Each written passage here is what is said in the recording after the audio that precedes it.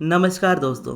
आज की इस वीडियो में मैं आपको बताने वाला हूं कि अपने स्पेसिफिक पर्सन को मैनिफेस्ट कैसे करें। चाहे आपके रिलेशनशिप की सिचुएशन कैसी भी हो, थर्ड पार्टी इशू हो, चाहे आपका ब्लॉक अनब्लॉक वाला सीन हो या फिर आपका नो कॉन्टैक्ट सिचुएशन हो, चाहे जैसी भी सिचुएशन हो, अगर इस वीडियो में बताई गई बातों को आप फॉलो करते हो तो 100% आपको रिजल्ट मिलेंगे और आप अपने स्पेसिफिक पर्सन को मैनिफेस्ट कर पाओगे। तो सबसे पहले जो चीज़ आपको अपने माइंड में रखनी है अपने स्पेसिफिक पर्सन को मैनिफेस्ट करने के लिए, वो ये चीज़ होनी चाहिए कि ये क्वेश्चन बिल्कुल भी मन में नहीं होना चाहिए कि क्या वो पर्सन मेरे लिए सही है या गलत है। और इसका एक्चुअल आंसर आप अपने आप से जान सकते हो, क्योंकि रिलेशनशिप आपका है, आप उस पर्सन को पर्सनली जानते हो। तो इसीलिए सिचुएशन चाहे जैसी भी हो, दुनिया आपको बोल सकती है कि हो सकता है वो पार्टनर आपके लिए गलत हो या हो सकता है आपके लिए पार्टनर सही हो, लेकिन आपको डिसाइड करना है कि वो पार्टनर आपको चाहिए या नहीं चाहिए। ये सबसे ज़्यादा इंपॉर्टेंट है। अगर चाहिए तो वो उस तरीके से आपकी लाइफ में आएगा जिस तरीके से रिलेशनशिप अच्छा रहे। अगर नहीं चाहिए होगा तो आपकी मर्जी से रहेगा और आप उस जगह से रिलीज कर पाओगे अपने आप को।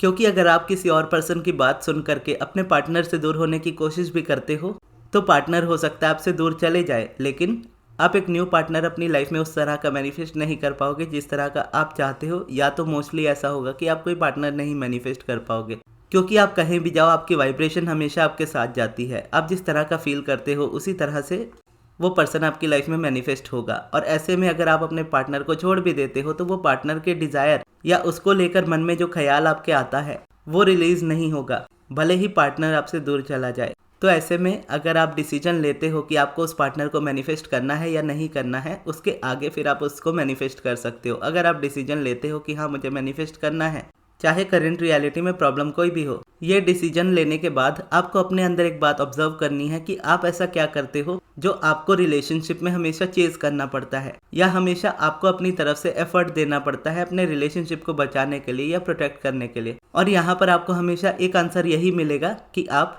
अपने से ज़्यादा सामने वाले की रिस्पेक्ट करते हो, अपने से ज़्यादा सामने वाले को वैल्यू देते हो। आपकी लाइफ की फर्स्ट प्रायोरिटी वो पर्सन है, बस यही रीज़न होता है उसके आपसे दूर चले जाने का। क्योंकि जब आप किसी को अपनी फर्स्ट प्रायोरिटी बना लेते हो, आप किसी को अपने से ज़्यादा वैल्यू देते हो, तो ऐसे में आप अपनी फ्रीडम से दूर होने लगते हो। क्योंकि ऐसे में सामने वाला पर्सन जो भी रिएक्ट करे, जिस भी तरह का एक्ट करे आपके अराउंड, उसके एक्शन से आपके इमोशंस डिपेंड हो जाते हैं कि वो अच्छा बिहेव करेंगे तो आप अच्छा फील करोगे, वो बुरा बिहेव करेंगे तो आप बुरा फील करोगे। और आप ना चाहते हुए भी उनकी हर बात मानोगे, क्योंकि आपको लगेगा कि अगर आप उनकी बात नहीं मानोगे तो वो रिलेशनशिप ब्रेक हो जाएगा। जबकि रियलिटी में देखोगे तो वो रिलेशनशिप वैसे भी अच्छा नहीं रहेगा। बस मन में ये बात रहेगी कि आप उससे अगर बात करते रहो तो एटलीस्ट आप उसके साथ रहोगे, उससे बात कर पाओगे। अब ये समझने के बाद आपको ये समझना है कि आपके लिए आपकी फ्रीडम सबसे ज़्यादा इंपॉर्टेंट होनी चाहिए। दुनिया में कोई भी दूसरा पर्सन कुछ भी करे, उसके इमोशंस पर या उसके एक्शंस पर आपकी फीलिंग्स और आपके इमोशंस डिपेंड नहीं करने चाहिए।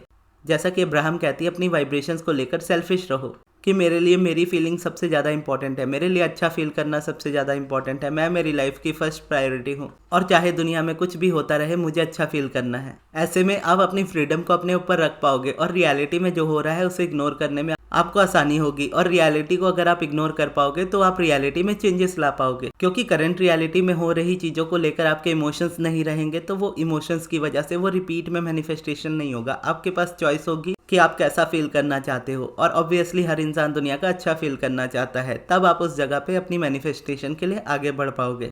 तो पहली टिप हो गई कि ये डिसाइड करना है कि करंट रियलिटी जैसे भी हो मुझे उस पर्सन को मैनिफेस्ट करना है मेरी लाइफ में। दूसरा, अपने आप को हमेशा नंबर 1 प्रायोरिटी पर रखना है कि मेरे फीलिंग्स और मेरे इमोशंस की जिम्मेदारी मेरी। तीसरा, अगर आपका नो कांटेक्ट वाला सिचुएशन है तो आपको नो कांटेक्ट में ही रहना है, क्योंकि नो कांटेक्ट में जब आप होते हो तो ये बेस्ट होता है मैनिफेस्ट करने के लिए। क्योंकि जब आप बातें कर रहे होते हो एक दूसरे से, नो कांटेक्ट में बातें करने की कोशिश कर रहे होते हो, तो बात उसी तरह की होती है जो आपको प्रॉब्लम देती है। उस जगह पे रेजिस्टेंस बार बार आपकी लाइफ में आती है और वहाँ पे आपकी मैनिफेस्टेशन आपसे दूर चली जाती है। तो इसीलिए अगर आप नो कांटेक्ट में हो तो नो कांटेक्ट में ही रहिए। अगर आपको लगता है कि नो कांटेक्ट में जाना है तो खुद अपनी मर्जी से नो कांटेक्ट में जाइए। अपनी तरफ से अपनी डिज़ायर को इतना स्ट्रांग रखिए कि हाँ मुझे वो पार्टनर मेरी लाइफ में चाहिए, तो एज अ रिलेशनशिप ऐसा होना चाहिए, या मुझे शादी करनी है तो बस वही होना चाहिए। क्योंकि एक्चुअल में अपनी डिज़ायर को अगर आप समझो तो फ़ोन में बात करना या मिलना आपके लिए ये डिज़ायर नहीं है। आपकी ये डिज़ायर है कि वो पर्सन आपकी लाइफ में होने चाहिए। तो ऐसे में आप अपनी तरफ से ऑप्शंस नहीं देते सामने वाले को कि आप मुझसे बात एटलीस्ट कर लो, नहीं रहना तो कोई बात नहीं, एटलीस्ट बात तो कर लो। इस तरह से अगर आप देखते हो तो मैनिफेस्टेशन भी इसी तरह की फिर टेम्पररी होती है। अपनी तरफ से पूरी तरह से श्योर रहो कि शादी तो शादी, रिलेशनशिप तो रिलेशनशिप, वो भी जैसा आप चाहते हो एग्जैक्टली वैसा, उस जगह पे कोई कॉम्प्रोमाइज़ नहीं। अब नेक्स्ट चीज़ आपको सबसे ज़्यादा इंपॉर्टेंट जो है वो ये याद रखनी है कि आप एक न्यू रिलेशनशिप क्रिएट कर रहे हो जिसमें पुराने वाले की कोई जगह नहीं है। क्योंकि मोस्टली लोग जिनसे मैं पर्सनल सेशन में बात करता हूँ या क्लासेस में अगर मुझसे ये क्वेश्चन आते हैं स्पेसिफिक पर्सन से रिलेटेड, तो उसमें ये बात हमेशा आती है कि मुझे अपना रिलेशनशिप पहले जैसा करना है। तो अगर आप किसी प्रोसेस से या किसी टेक्निक से अपने रिलेशनशिप को पहले जैसा कर भी लो तो वापस उसमें वही प्रॉब्लम आएगी, क्योंकि पहले कोई ना कोई रेजिस्टेंस रही होगी जिसकी वजह से आपके रिलेशनशिप में प्रॉब्लम आई।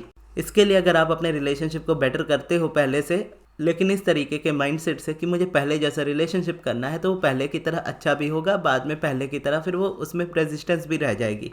तो ध्यान ये देना है कि पर्सन वही है, एक रिलेशनशिप आप न्यू क्रिएट कर रहे हो। पहले जो भी था पहले की सारी बातें भूल जाओ, पर्सन वही है, एक न्यू रिलेशनशिप आप क्रिएट कर रहे हो। अब उसके बाद ध्यान रखो कि किस तरीके से आप एक न्यू रिलेशनशिप में जाते हो। जब आप एक न्यू रिलेशनशिप में जाते हो और किसी पर्सन को जानते हो तो उसके बारे में आपको ज़्यादा नहीं पता होता, तो आपको उसमें हमेशा अच्छाई ही दिख रही होती है उस पर्सन में, और उसी की वजह से, अच्छाई दिखने की वजह से स्टार्टिंग का जो रिलेशनशिप का फेज़ होता है वो हमेशा ही बहुत अच्छा होता है, क्योंकि उस जगह पे एक दूसरे की बुराई कोई नहीं देखता, इवन एक दूसरे की बुराई में भी उसको अच्छाई ही दिख रही होती है। तो उसी तरह से आप एक न्यू रिलेशनशिप को क्रिएट करोगे। पर्सन सेम है, अब उस पर्सन में जो भी क्वालिटी है, जो भी खासियत है, जो आपको लगता है उस पर्सन में है एक्चुअल में सच्चाई, उस पर पूरी तरह से आपको बार बार रिपीटेशन में फोकस करना है, ताकि आपका फोकस उन बातों से हट जाए जिस वजह से आपका रिलेशनशिप ब्रेक होता है, कि उसका बिहेवियर अच्छा नहीं है, या उसका एंगर इतना है, या उसका कोई बुरा हैबिट है, या कोई भी चीज़ है जो आपको बार बार परेशान करती है उस पर्सन से रिलेटेड। तो उस प्रॉब्लम पे आप कभी फोकस नहीं करोगे, आपको फोकस करना है जो क्वालिटी उसमें आपको लगती है,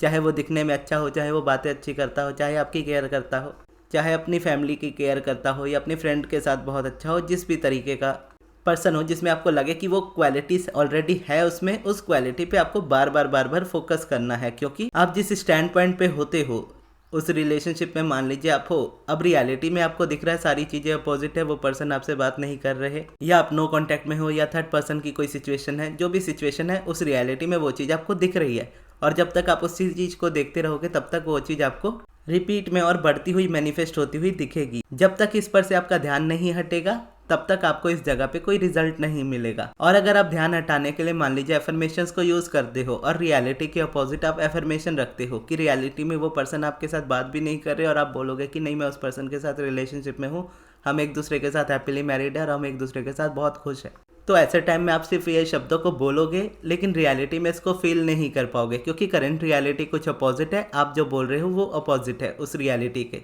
तो आपके अंदर जो इमोशन आएंगे वो हमेशा फेक वाले आएंगे कि आप झूठ बोल रहे हो। तो इसके लिए हमको ना तो उस चीज़ को देखना है जो करंट रियलिटी में बार बार रिपीट हो रही है, ना तो हमको उस चीज़ को रिपीट इस तरीके से करना है कि सब कुछ अच्छा है। जब दिख रहा है रियलिटी में कुछ अच्छा नहीं है तो ठीक है, उसको अच्छा करेंगे, लेकिन इस तरीके से नहीं, ना करंट रियलिटी देखकर, ना ही उसको पूरी तरह से अपोजिट करके। आपको पहले से बेटर फील करने वाली चीज़ पे आना है कि करंट रियलिटी में आपको दिख रहा है उस पर्सन में क्या प्रॉब्लम है, उसके बिहेवियर में क्या प्रॉब्लम है, उसका एंगर का क्या इशू है, ये सारी उसकी बैड हैबिट्स है, या बोल दो आप उसका नेगेटिव एस्पेक्ट है। अब उसी पर्सन में नेगेटिविटी भी है तो उसी पर्सन में कुछ पॉजिटिविटी भी है जो आप भी बिलीव करते हो कि वो पर्सन एक्चुअल में अच्छा इंसान है, वो बातें अच्छी करता है, या अपनी फैमिली के साथ अच्छा बिहेव करता है, या अपने फ्रेंड्स के साथ अच्छा बिहेव करता है, अपने काम पे अच्छा फोकस है, अपने करियर पे अच्छा फोकस्ड है। और ये क्वालिटीज़ अगर उस पर्सन में एक्चुअली है तो जब आप भी इन बातों को रिपीट करोगे, चाहे पेपर पे लिख के चाहे मन में, जितनी बार इसको रिपीट करोगे आपके अंदर कोई फेक वाली फीलिंग नहीं आएगी कि आप कुछ चेंज करने की कोशिश कर रहे हो। यहाँ देखा जाए तो जस्ट फीलिंग का शिफ्ट होना चाहिए। यानी जब हम किसी चीज़ की डिज़ायर करते हैं कि ये चीज़ या ये पर्सन मुझे चाहिए, तो ये डिज़ायर पे आपका फोकस रहता है तो वो चीज़ आपको मिलती है। लेकिन फोकस कैसा रहता है, डिज़ायर पे जाता है, फिर रीज़न पे जाता है कि मुझे वो पर्सन चाहिए लेकिन मुझसे बात नहीं करता, मुझे पर्सन चाहिए लेकिन उसने मुझे ब्लॉक करके रखा है, मुझे वो पर्सन चाहिए लेकिन थर्ड पार्टी की सिचुएशन है।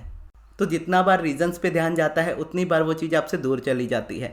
इसीलिए आपको बस ये फोकस शिफ्ट करना है कि ये जो चीज़ आपको बुरा फील कराती है करंट रियलिटी देखते हुए, ये आपको शिफ्ट कर लेना है। ये शिफ्ट करने के लिए रियलिटी में जो चीज़ ऑलरेडी अच्छी है उस पर जब आप फोकस बार बार करोगे तो आपके माइंड में से वो रीजंस निकल जाएंगे। यानी आपको ये बोलना ज़रूरी नहीं होता कि मुझे वो पर्सन चाहिए या वो चीज़ चाहिए। जैसा अब्राहम कहती है, you get what you think about whether you want it और नॉट। यानी आप जो सोचते हो आपको वो मिलता है, भले आपको वो चीज़ चाहिए या नहीं चाहिए। यानी आप नहीं चाहते हो कि आपका रिलेशनशिप ब्रेक रहे, लेकिन फोकस उसी जगह पे जाता है कि रिलेशनशिप में प्रॉब्लम है, रिलेशनशिप में ये है वो है। इतने सारे रीजंस पे ध्यान जाता है। आप नहीं चाह रहे हो कि ये चीज़ें रहे, लेकिन फोकस इसी जगह पे जा रहा है, तो ये मैनिफेस्ट हो रहा है। अब वहीं जब आप उसके पॉजिटिव क्वालिटीज़ पे फोकस करते हो सामने वाले पर्सन के, तो आप ये नहीं बोलते कि मुझे ये पर्सन चाहिए। आप जस्ट अपनी थिंकिंग को सही करते हो कि उस पर्सन में कितनी क्वालिटीज़ है। जब वो क्वालिटीज़ पे आपका फोकस जाता है, उसके नेगेटिव पॉइंट से आपका ध्यान हटता जाता है, और क्योंकि आप जो सोचते हो आपको वो मिलता है, चाहे आप चाहो या ना चाहो, तो आप उस पर्सन के पॉजिटिव एस्पेक्ट पे जितना फोकस करते रहोगे, रियलिटी में आपको उतने चेंजेस दिखेंगे, आपका रिलेशनशिप उतना बेटर होता जाएगा। और ये यहाँ पर देखना है कि जब आप पॉजिटिव एस्पेक्ट लिखो तो क्वेश्चन ये नहीं होना चाहिए कि इसको कितने दिनों तक लिखना है, या बोल दो तो आंसर ये होना चाहिए जब तक आपका माइंडसेट चेंज ना हो जाए सामने वाले पर्सन के लिए पूरी तरह से, और आपको पॉजिटिव एस्पेक्ट लिखने की जरूरत ना पड़े, आपका मन नेचुरली बोले कि उस पर्सन में इतनी क्वालिटीज़ है, आपको तब तक लिखना है। और इसी बीच में जब आप अपने डिज़ायर को देखोगे तो आपको अपनी डिज़ायर को मैनिफेस्ट होते हुए देखने की जरूरत नहीं है, वो मैनिफेस्टेशन में आएगा। लेकिन अगर आप मैनिफेस्टेशन में देखोगे तो रियलिटी में नहीं दिखेगा। आपको देखना है अपने इमोशंस में। आप जितना ज़्यादा प्रैक्टिस करते जाओगे पॉजिटिव एस्पेक्ट, जितना उस पर्सन के बारे में लिखते जाओगे, उतना आप देखोगे कि मन में जो रीजंस थे उस पर्सन के ना आने के, वो रीजंस देखोगे कम होने लगेंगे, और पॉजिटिव एस्पेक्ट्स पे आपका ध्यान ज़्यादा जाने लगेगा। आप पहले से बेटर फील करने लगोगे। तो जितना उस डिज़ायर के बारे में, उस पर्सन के बारे में सोचकर आप अच्छा फील करोगे, आपको डर नहीं लगेगा, फियर नहीं रहेगा उसके ब्रेक हो जाने का। तो ये जितना कम होकर अच्छे इमोशंस जितना बढ़ते जाएंगे, आप समझ जाओ आप एक सही जर्नी में हो, आपको आगे बढ़ते जाना है, वो मैनिफेस्ट डेफिनेटली होगा।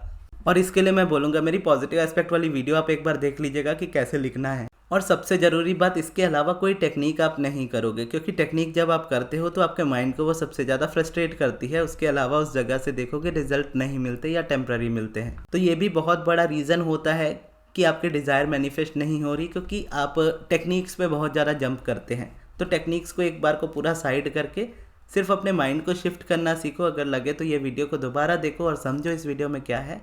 और अगर आपको पर्सनल गाइडेंस चाहिए हो तो आप मुझसे पर्सनल सेशन ले सकते हो। पर्सनल सेशन में आप मुझसे पर्सनली बात कर सकते हो, आपकी जो भी प्रॉब्लम हो उससे रिलेटेड। और मैं आपको रिकमेंड भी करूंगा ये सक्सेस स्टोरी देखने के लिए, जो कुछ दिनों पहले मेरे चैनल पे अपलोड की थी मैंने। ये सक्सेस स्टोरी आपको बताएगी कि कैसे आप वो चेंज अपनी लाइफ में ला सकते हो। इस सक्सेस स्टोरी में भी जिन्होंने अपने स्पेसिफिक पर्सन को मैनिफेस्ट करना था, उन्होंने आसानी से किया अपनी जर्नी को समझते हुए। तो ये वीडियो आपके स्क्रीन के लेफ्ट साइड पर आ रही होगी, वहाँ से जाकर आप उसे देख सकते हो। और ये वीडियो आपको कैसी लगी कमेंट बॉक्स में ज़रूर बताइएगा। और मुझसे पर्सनल सेशन लेने के लिए मेरे मैनेजर अमृत को कांटेक्ट कीजिएगा, उनके व्हाट्सएप नंबर पर। उनका व्हाट्सएप नंबर मैं आपको कमेंट बॉक्स में दे दूँगा। और इस वीडियो को यहाँ तक देखने के लिए बहुत बहुत धन्यवाद।